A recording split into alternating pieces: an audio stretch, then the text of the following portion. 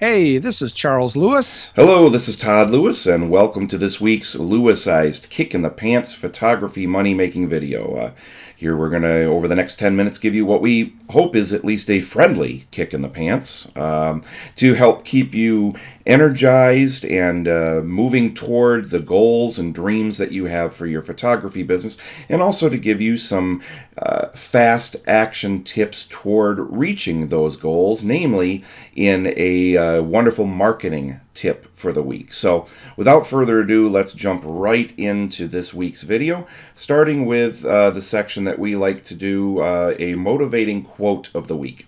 There are so many wonderful words from people of incredible wisdom out there, and each week we want to bring you some that motivate us, and hopefully they will help to motivate you. These words come from George Bernard Shaw, wonderful writer, playwright, author, who said, "You quote, you see things and say why, but I dream things that never were, and I say why not." Now, I actually had the honor of performing in a play that was written by George Bernard Shaw many, many years ago, back when I was in high school, a play called Pygmalion, which was the inspiration, or I guess the template that they used to write the musical My Fair Lady. So this guy is a writer I really respect, and I absolutely adore this quote because your attitude, the very way that you look at life and the world around you, has so much to do with the level of success that you will reach in any area of your life. Yeah, absolutely. Only one person on the planet has control over whether you ask why or why not, and that's you. Be a dreamer. Let your thoughts and your dreams, your goals, fly above the persistent mediocrity that is all around us. Yeah, don't shoot ideas down too quickly, yours or anyone else's. Again, ask why not instead of going right to why. Yes, this is a part of being having the right attitude toward everything you do. I think as children, we start out very much being a why not kind of human being. You know, we ask, can I have some cookies? And mommy says no. And what do we say? Why not?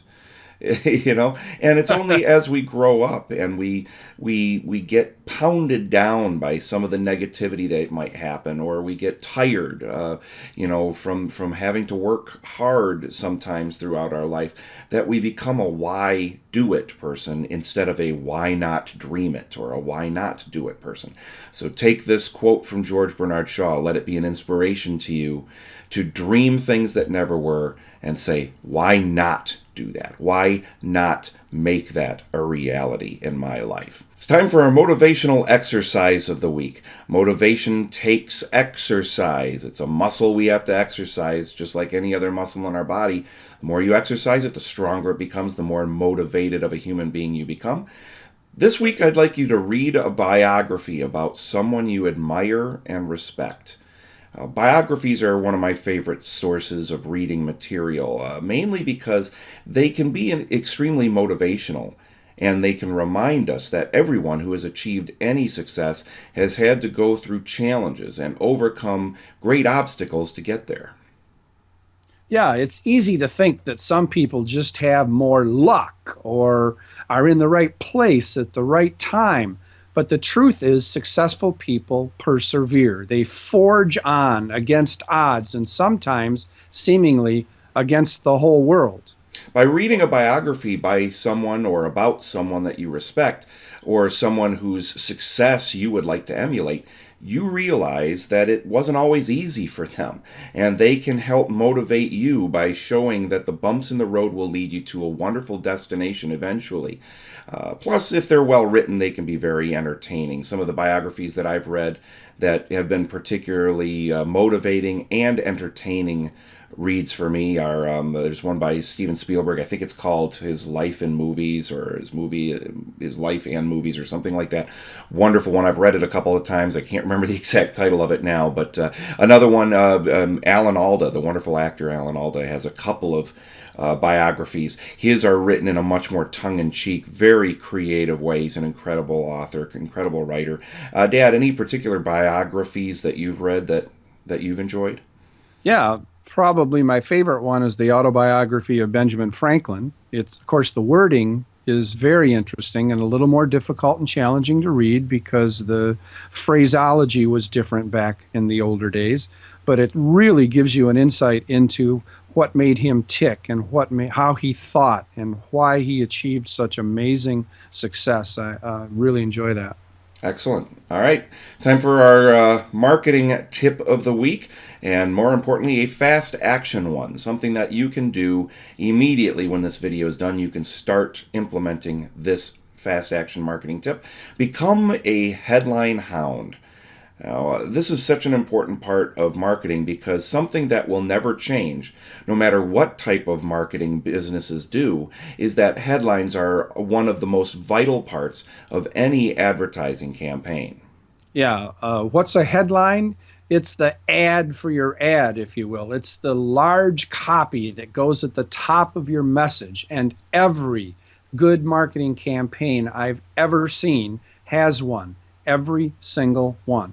Whether you're marketing on your website, social media, email, with postcards, brochures, internet ads, whatever it is, make sure that you use great headlines. And they've got to be great headlines. And that's what becoming a headline hound is all about, is searching around and finding those great headlines. Yep. One of the best ways to find great headlines is to look around you.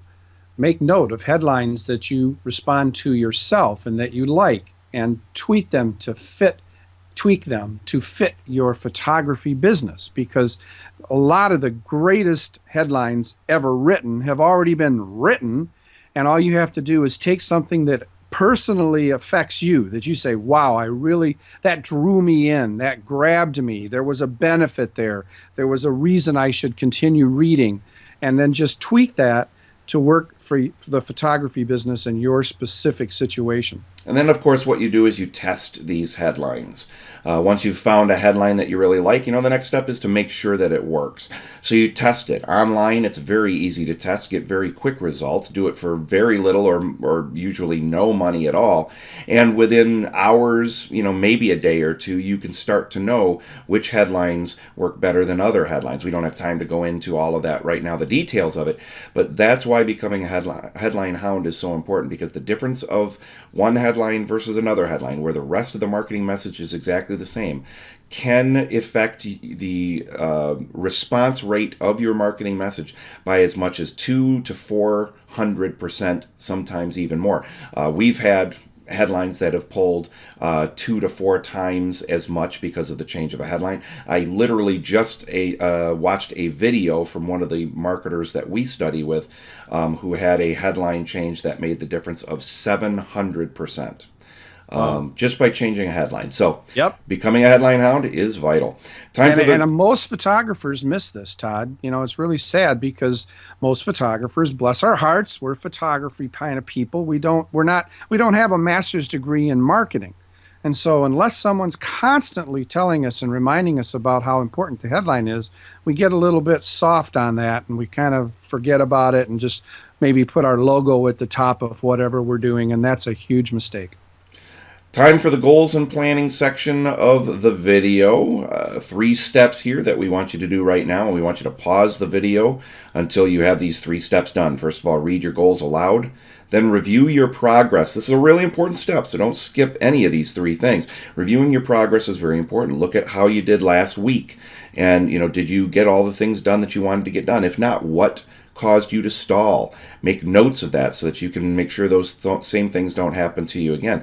And then plan out your week so you can have a good bird's eye view of what you're going to do this upcoming week. Pause the video until you're done, and then we'll get into our final thoughts for the week.